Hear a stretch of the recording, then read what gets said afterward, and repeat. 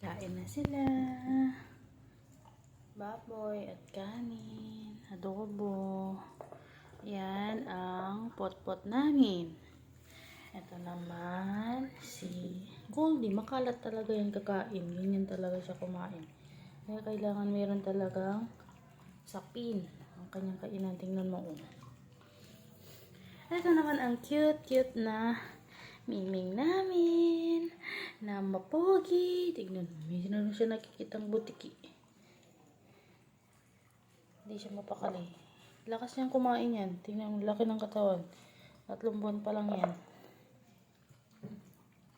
Yan. Kain kayo marami. Yan ang 3 alaga ko.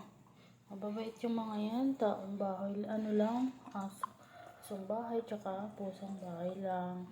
Malabas lang sila pag-iihi, tatae, gabi na. Pag umuwi yung asawa ko galing work. Hindi ko rin sila tinatalian. Gusto ko free silang nakakagalaw, kakatakbo. Kasi parang tao din yun. Diba? Hindi kasi hayop ang turing namin sa kanila. Turing namin sa kanila mga babies namin.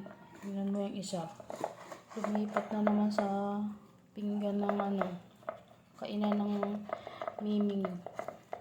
Hindi rin nila inaaway si Miming. Friend din itong dalawang to. Ayan. Pa-subscribe naman po.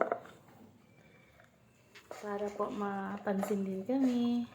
Kahit pa paano. Maraming salamat po. God bless po sa inyong lahat na nanonood. Thank you.